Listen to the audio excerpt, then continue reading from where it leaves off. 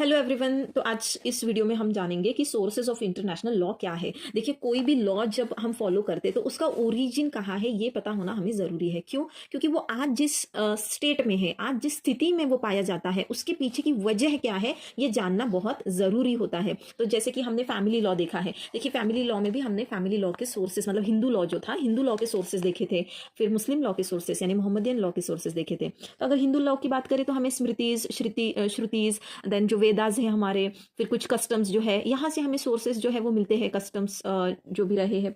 तो यहाँ पर इंटरनेशनल लॉ में भी कुछ सोर्सेस है कि कहाँ से एक्चुअली इसकी शुरुआत हुई या फिर किस तरीके से कहाँ से इसके रूल्स जो है वो डिराइव कर रखे हैं। तो देखो, सोर्स क्या है लॉ का? सोर्स मतलब एक ऐसा मेथड है कि जिसमें से आप रूल जो है वो डिस्कवर करते हो या क्रिएट करते हो। अब ये रूल्स कैसे होते हैं? जिसे आप रिपीटेडली अप्लाई कर सकते हो विदाउट एनी लिमिट, किसी भी पर्टिकुलर सिचुएशन में या किसी भी जनरल सिचुएशन में। तो यहाँ पर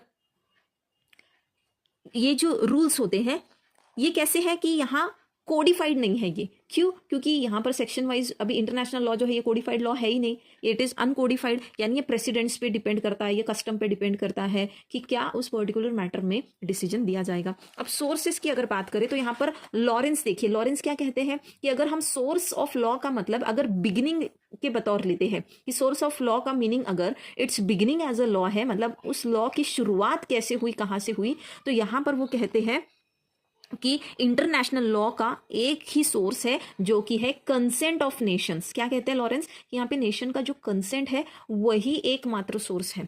क्यों? क्योंकि ये अलग अलग नेशंस जो है पूरे दुनिया के, ये अलग अलग नेशंस जो है इन्होंने कहीं ना कहीं कंसेंट दे रखी है कि ओके हम इस पर्टिकुलर रूल को जो है फॉलो करेंगे, और इनका कंसेंट होने की वजह से क्या है वो एज अ लॉ जो है वो वहां पर इवॉल्व हुआ है, एस्टेब्लिश हुआ है।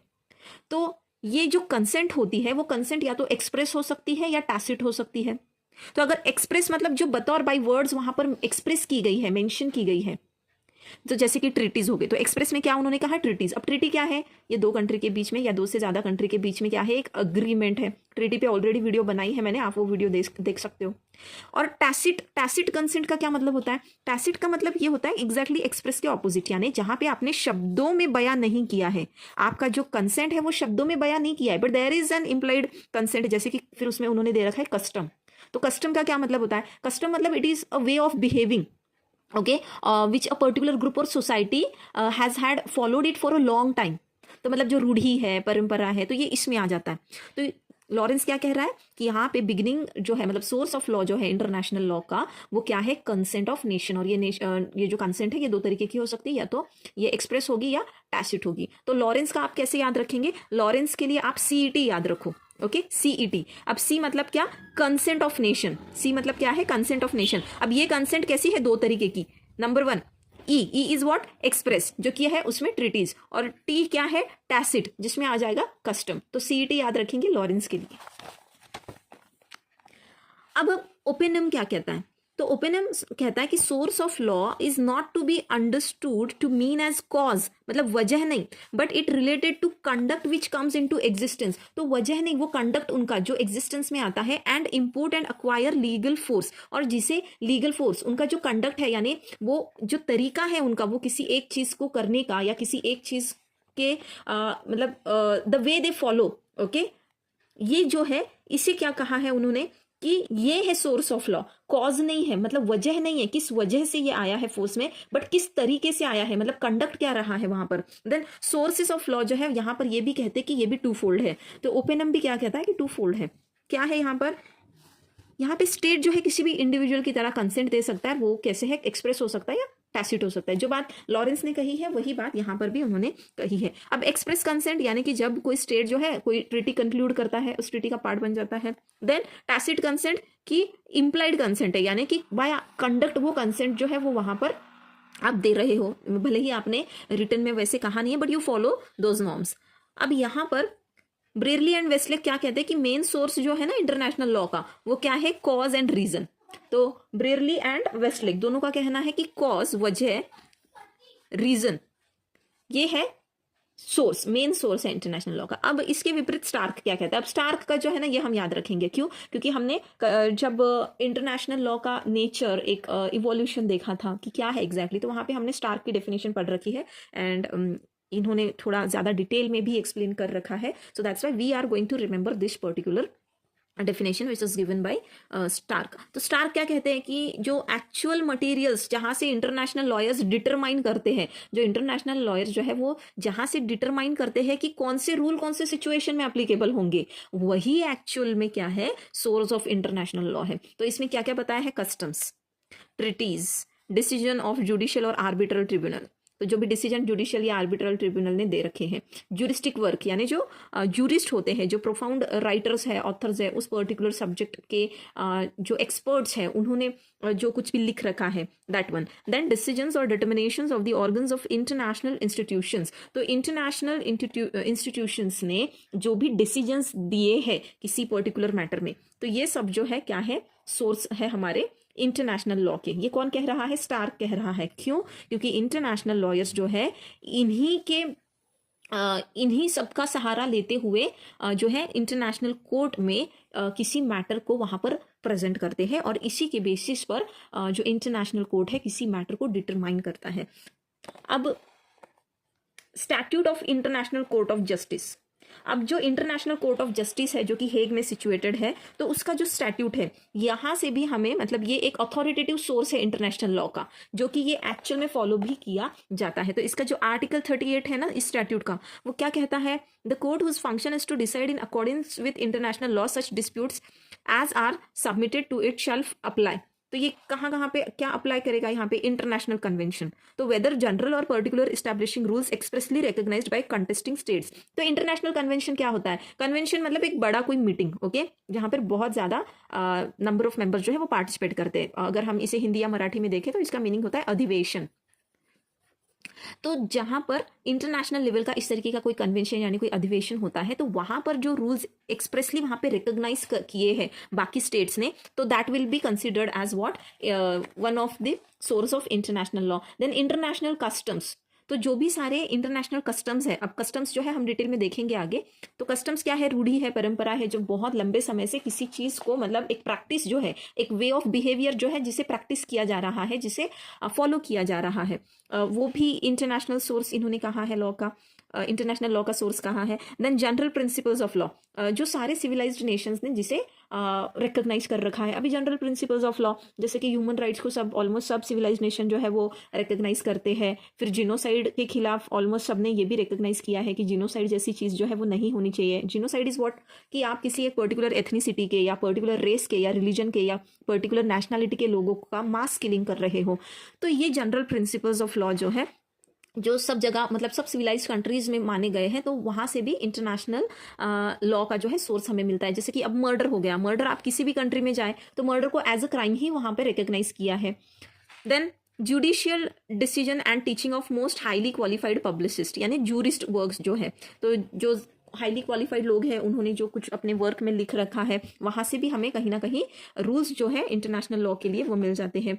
अब आर्टिकल 38 क्या कहता है, आर्टिकल 38 जो है इस particular statute of international court of justice का, ये कहता है कि provides that Article 38 Clause 1 shall not prejudice the power of court to decide a case ex equo et bono. मतलब क्या है कि कोर्ट जो है ex equo et bono इसके बलबूते पर, मतलब इसके बेसिस पर वहां पर किसी मैटर को डिसाइड कर सकता है. अब ex equo et bono का मतलब क्या होता है, it means justice and good faith if the parties agrees thereto. मतलब दो पार्टीज के बीच में अगर कोई डिस्प्यूट है तो उसे आप कैसे, कौन सा लॉ मतलब कौन सा रूल वहां पर एप्लीकेबल होगा वो डिसाइड करने में. तो अगर दोनों पार्टी भी अग्री करती है तो वहां पर एक्स एक्वे एथ बोनो यानी जस्टिस एंड गुड फेथ को अप्लाई करते हुए वो मैटर जो है वो डिसाइड होगा. अब एक्स एक्वे एथ बोनो इसका लिटरल मीनिंग क्या होता है, मतलब न्याय एंड सद्भावना. ओके, अब इसमें क्या चीजें इन्वॉल्व होती है, तो इसमें कॉम्प्रोमाइज, मतलब जैसे दोनों पार्टी के बीच में कॉम्प्रोमाइज हो गया. फिर कंसिलिएशन, मतलब again they have arise to a mid point, कहीं ना कहीं एक आपण जे म्हणतो ना सुवर्ण मध्य साध्य करायचा त्या पद्धतीने, तो एक जो है एक मिड पॉइंट पे उनका कहीं ना कहीं एक अग्रीमेंट हो चुका है कि ओके, एक कंसिलिएशन ऑफिसर होता है जो उनका सेटलमेंट जो है वो म्यूचुअल अंडरस्टैंडिंग के बेसिस पे करवाता है. And legislation in friendly settlement, तो फ्रेंडली तरीके से यहाँ पे सेटलमेंट जो है वो किया जाता है. मतलब इंटरनेशनल कोर्ट ऑफ जस्टिस जो है वो इस बेसिस पे भी किसी मैटर को रिजॉल्व कर सकते हैं. अब सोर्सेस ऑफ इंटरनेशनल लॉ फिर अगर हम देखते हैं तो हमें यहाँ पर कौन सी चीजें देखने मिलती हैं, तो यहाँ पर है treaties, customs, general principles of law, judicial decision. अब ये जुडिशियल डिसीजन कहाँ से आए हो, या तो ये जुडिशियल ट्रिब्यूनल से आए हो या तो आर्बिट्रल ट्रिब्यूनल, दोनों भी चलेगा। देन ज्यूरिस्टिक वर्क यानी जो ऑथर्स के वर्क्स हैं, decision of determination of organs of international institutions. तो इंटरनेशनल इंस्टीट्यूशंस जो है, तो जैसे कि मान लीजिए अब जनरल असेंबली जो है एक ऑर्गन जो है यूएन का, उसके जो कुछ कन्वेंशंस होते हैं तो उन्होंने कुछ वहाँ पे डिसीजन अगर दिए हैं तो that will be also recognised as one of the source of international law, और कुछ अदर सोर्सेस। देन अब हम देखेंगे ट्रीटीज। तो एक एक पॉइंट जो है ना, अभी ये हम थोड़ा इसे डिटेल में देखेंगे। तो ट्रीटीज क्या है, ट्रीटीज तो ऑलरेडी मैंने उस पर पूरी एक वीडियो बना रखी है कि ट्रीटीज मतलब क्या है, उसमें बाइंडिंग फोर्स होता है नहीं होता है। तो अब ये ट्रीटीज क्या है कि दो कंट्रीज के बीच में कोई अग्रीमेंट जब हुआ है, ओके। अब ये जो अग्रीमेंट है, क्या ये सिर्फ 2 कंट्रीज में हो सकता है? No, it could be between 2 और मोर कंट्रीज एज वेल। तो यहाँ पर ट्रीटी जो है ना, यहाँ ट्रीटी क्या काम करती है, कहीं ना कहीं वहां पे रूल सेट करने का, क्योंकि उस ट्रीटी के मुताबिक ही आपको एक्ट करना होता है। तो ट्रीटी जो देखिए 2 टाइप्स की होती है ना। वैसे तो और भी है, जैसे कि बायलैटरल है, मल्टीलैटरल है, हमने ये ट्रीटीज देख रखी है ऑलरेडी पिछली वीडियो में। तो यहाँ पर लॉ मेकिंग ट्रीटी ये देखते हैं हम, एक लॉ मेकिंग ट्रीटी और ट्रीटी कॉन्ट्रैक्ट्स। अब लॉ मेकिंग ट्रीटी क्या है, जहां पर बहुत ज्यादा स्टेट्स जो है, यानी बहुत ज्यादा कंट्रीज जो है वो पार्टिसिपेट करती है, ओके। एंड उस ट्रीटी को फिर जो है एक बाइंडिंग फोर्स जो है वो मिल जाता है, because maximum number of countries, maximum number of states have participated, they are member of that particular treaty. तो यहाँ पर एक बाइंडिंग फोर्स जो है वो कहीं ना कहीं क्रिएट होता है। Then next is treaty contracts. अब ट्रीटी कॉन्ट्रैक्ट्स जो होते हैं ना, ये 2 या 3 कंट्रीज, मतलब कम कंट्रीज के बीच में, एक्चुअली कम स्टेट्स के बीच में, ये सिर्फ 2 स्टेट्स के बीच में भी हो सकता है या 2 से ज्यादा भी हो सकता है। तो ये जो है ये ट्रीटी सिर्फ ये उन पार्टीज पे बाइंडिंग रहेगी जो इसके मेंबर्स है, और जो लॉ मेकिंग ट्रीटी है ना, उसका कहीं ना कहीं यूनिवर्सल एप्लीकेशन होता है, okay. Now we gonna see custom. तो कस्टम क्या है, तो custom is the original and the oldest source of international law. तो कस्टम ये सबसे पुराना एंड सबसे ओरिजिनल यानी ऑथेंटिक सोर्स है इंटरनेशनल लॉ का, क्योंकि कस्टम से ही कहीं ना कहीं इंटरनेशनल लॉ जो है ना वो इवॉल्व हुआ है। देखिए जैसे जस्ट फॉर एन एग्जाम्पल, हाँ, अब जो भी रामायण वगैरह ये जो चीज़ें हमने पढ़ी है, सुनी है या देखी है, तो क्या था, जैसे हनुमान जी को भेजा था है ना लंका में। तो जब हनुमान जी को लंका में भेजा था तो उन्हें मारा नहीं गया वहां पे, क्यों? क्योंकि ये कहीं ना कहीं ये क्या थे, एक मैसेंजर थे, ही वॉज अ मैसेंजर। और हम जितने भी अगर हम व्हाट वी कॉल इट, अगर एपिक्स भी देखते हैं या फिर माइथोलॉजी, हाँ, जो भी माइथोलॉजी हम अगर देखेंगे पढ़ेंगे, उसमें भी आप देखेंगे कि जब इस पार्टी की तरफ से कोई मैसेंजर इस उसकी अपोजिट टीम में, इस अपोजिट पार्टी में जाता है कोई मैसेज लेके, तो उस मैसेंजर को कभी उसके ऊपर अटैक नहीं किया जाता, वो सेफ होता है हमेशा, he is not killed, he is never killed. ये हमारे कहीं ना कहीं ये हमारा ओल्डेस्ट ट्रेडिशन है। तो यही देखिए आज हमारे इंटरनेशनल लॉ में आया है कि जो दूसरे कंट्री से कोई मैसेंजर आता है जब, तब हम उसे नहीं क्रिमिनल या सिविल लाइबिलिटी इंपोज करते। यानी क्या हो गया, यहाँ पे जो डिप्लोमेट्स आते, देखो हमने उन्हें इम्यूनिटी दे रखी है ना, तो इसलिए हमें कस्टम्स पढ़ना बहुत ज़रूरी होता है कि कस्टम्स हमारे क्या रहे हैं।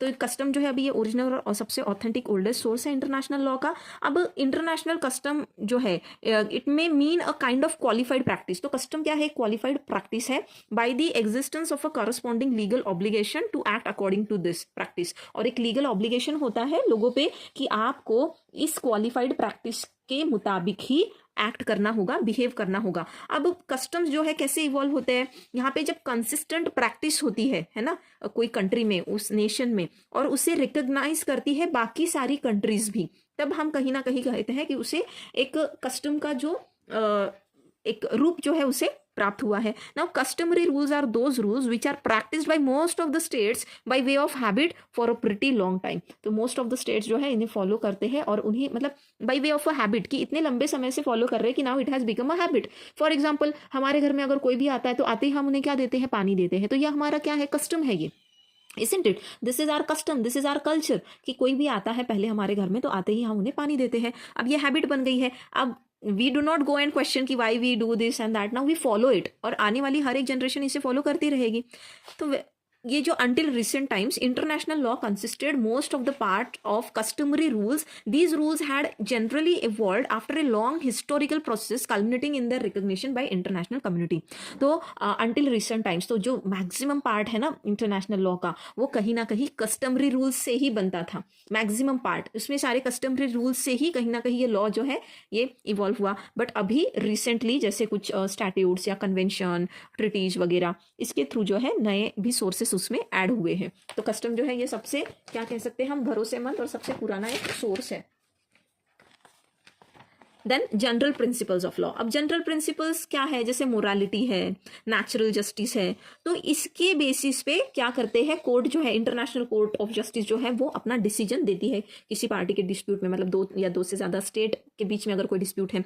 अब ये जो मोरालिटी का और नेचुरल जस्टिस का जो प्रिंसिपल है ये कहीं ना कहीं हमारे म्युनिसिपल लॉ में भी इनकॉर्पोरेटेड है. अब म्युनिसिपल लॉ क्या होता है, म्युनिसिपल लॉ मतलब ये उस पर्टिकुलर कंट्री का लॉ. जैसे इंडिया है हमारा, तो हमारे इंडिया के अपने लॉज है ना. अब यहाँ पर सीआरपीसी है, सीपीसी है, आईपीसी है, या फिर दूसरे भी कोई लॉज है जैसे कंपनीज एक्ट है. तो ये एक्ट क्या है, इसमें ये जो सारे लॉज है ये क्या है, म्युनिसिपल लॉ है, यानी हमारे कंट्री में जो लॉ फॉलो किया जाता है. तो हम अगर म्युनिसिपल लॉ की भी बात करते हैं तो म्युनिसिपल लॉ में भी मोरालिटी और नेचुरल जस्टिस के प्रिंसिपल जो है इन्हें फॉलो करते हैं हम. इसी पे बेस्ड होते देखिए हमारे सारे लॉज, अगर आप केयरफुली उसे स्टडी करेंगे तो यहाँ पर कैसे डिसाइड होता है कि जनरल प्रिंसिपल्स क्या है लॉ के, क्योंकि इतनी सारी कंट्रीज है तो यहाँ पे वेरियस कंट्रीज के जो लॉज है ना उन्हें कंपेयर किया जाता है और देखा जाता है कि कौन से जनरल प्रिंसिपल्स ऐसे कि जो सब कंट्रीज में कहीं ना कहीं जो है वो फॉलो किए जा रहे हैं. तो वहाँ पे बाई वे ऑफ डिडक्शन यानी रिड्यूस किया जाता है कि कौन सी ऐसी चीजें कि जो लगभग हर कंट्री में पाई जाती है. Then generalisation and synthesis of rule of law, इस तरीके से जनरल प्रिंसिपल्स जो है वो देखे जाते हैं. नाउ जनरल प्रिंसिपल में कौन सी चीजें देखी जाती है कि कौन सा प्रिंसिपल प्राइमरी है वहां पे, मतलब बहुत बेसिक है. And principle must be general in developed modern legal system, वो जनरल तरीके का होना चाहिए. It should not be specific. It must be relevant to international relationship, international relationship में कहीं ना कहीं उसका रिलेवेंस होना चाहिए. ऐसा इरेलीवेंट प्रोविजन नहीं होना चाहिए कि जो हम इंटरनेशनल लॉ में उसे अप्लाई ही नहीं कर पाए. Then the principle must be necessary for relationship inter se. Then international court of justice जो है ना उन्होंने ये जो जनरल प्रिंसिपल्स है ये रिकॉग्नाइज किए हैं. क्या, good faith, then responsibility, prescription, और इनके एब्सेंस में मतलब कोर्ट क्या है अपने तरीके से वहां पर किसी भी मैटर को डिसाइड कर सकता है. रेस जुडिकेटा भी है. देखिए रेस जुडिकेटा मतलब क्या होता है कि जो मैटर ऑलरेडी डिसाइड हो रखा है, ओके, वो फिर से आप नहीं उसे कोर्ट में लेके आ सकते हो. जिसका ऑलरेडी एक कोर्ट ने उसे डिसाइड कर दिया है तो डिसीजन आया है फाइनल, तो you can not go and institute same suit again. Then और क्या है यहाँ पर दूसरा और एक प्रिंसिपल कि जो पार्टी डिस्प्यूट में है, he is one of the party to the dispute, वो खुद ही अपने केस में आर्बिट्रेटर या फिर जज हो सकती है क्या, नहीं. मतलब मैटर भी आपका ही है और डिसाइड भी आप ही कर रहे हो, तो this won't be in the interest of justice.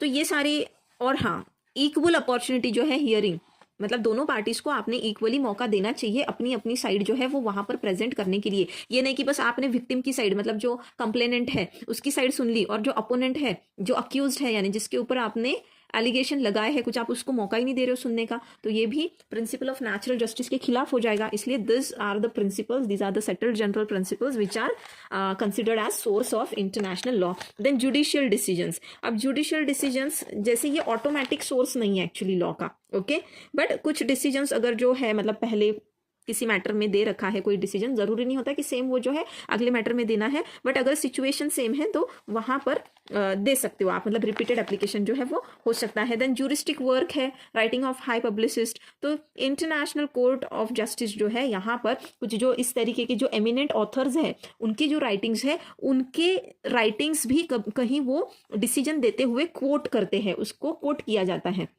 सो यहाँ पर जो वैल्यू है ज्यूरिस्टिक राइटिंग की ये भी बहुत ज़्यादा है इंटरनेशनल लॉ के फील्ड में. Then equity. अब इक्विटी मतलब क्या है ना, इक्विटी जहाँ पर आप फेयरनेस, रीजनेबलनेस या फिर सेंसिबल एप्लीकेशन, ये सारी चीज़ों का आप यूज़ करते हुए कोई मैटर डिसाइड करते हो.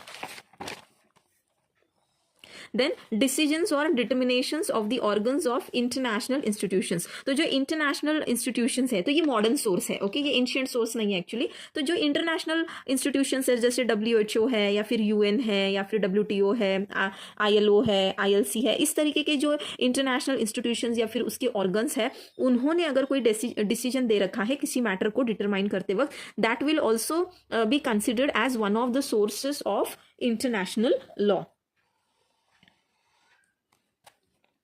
तो यहाँ पर देखिए बहुत सारे इंटरनेशनल कन्वेंशंस जो है वो अडॉप्ट किए हैं जो UNO के मेंबर्स है, यानी कि United Nations Organisation for maintenance of international peace and security. तो अब यहाँ पर जो जनरल असेंबली है, जनरल असेंबली क्या परफॉर्म कर रही है फंक्शन, लॉ मेकिंग का भी, क्योंकि कन्वेंशन उसने बनाया है। तो कन्वेंशन बनाया मतलब कहीं ना कहीं लॉ ही बना दिया है ना, कि जैसे जिनोसाइड कन्वेंशन है 1949 का, then international covenant on human rights है 1966 का, then we have international convention on the rights of the child 1989। तो यहाँ पर ये सारे कन्वेंशंस जो है वो वहां पर अडॉप्ट करके क्या कर दिया है, कहीं ना कहीं लॉ मेकिंग का काम किया है, यानी this serves as the source of law, कि अब ये जो कन्वेंशन है इसमें जो चीजें दी है उस मुताबिक ही जो वहां पर मेंबर्स है उसके, जिन्होंने साइन कर रखा है ये कन्वेंशन, उसके जो सिग्नेटरीज है या फिर जिन्होंने रेटिफाई कर रखा है, तो उन्हें इस कन्वेंशन के अकॉर्डिंग अपने कंट्री में लॉ बनाना होता है, इन कन्वेंशंस को फॉलो करना होता है, इन्हें अबाइड करना होता है। तो ये कहीं ना कहीं सोर्स ऑफ लॉ जो है ये बन जाता है।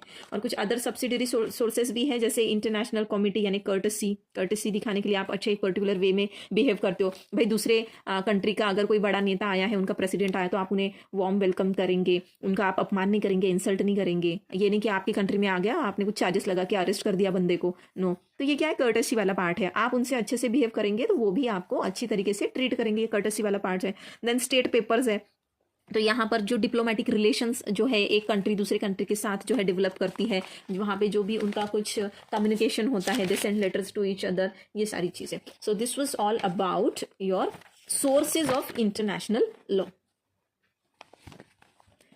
ओ wait, I forgot to tell you the shortcut. हाँ, यहाँ पे शॉर्टकट जो क्या है आपको याद रखना है कि सिटी में इंटरनेशनल डीजे आया, सिटी में इंटरनेशनल डीजे आया, ओके। सो देखिए हमने जो स्टार्क का देखा था ना डेफिनेशन, तो ऑलमोस्ट वही सारे जो है यहाँ पर एप्लीकेबल होते, but international court of justice जो है, मतलब उसका जो स्टैट्यूट है, सिर्फ इसमें जनरल प्रिंसिपल जो है एक और ऐड हो जाएगा। तो सिटी में इंटरनेशनल डीजे आया, अब जो भी हिंदी में लिखा है ना, ये आपको मतलब इससे कोई हमारा लेना देना नहीं है, बट वो एक सेंटेंस बनने के लिए हमने बस इसे यूज किया। सी मतलब क्या है, सी मतलब कस्टम है। टी मतलब क्या है, ट्रिटीज है। डी मीन्स क्या, डिसीजन ऑफ जुडिशियल और आर्बिट्रल ट्रिब्यूनल। देन जे का मतलब क्या है, ज्यूरिस्टिक वर्क, ओके। सो यहाँ पर आप इस तरीके से, इस शॉर्टकट से इस आंसर को जो है याद रख सकते हो, और इसी को जाके हमने आगे एक्सप्लेन किया है। इसमें बस क्या एक और आ जाएगा, जनरल प्रिंसिपल्स, है ना, जनरल प्रिंसिपल्स ऑफ लॉ।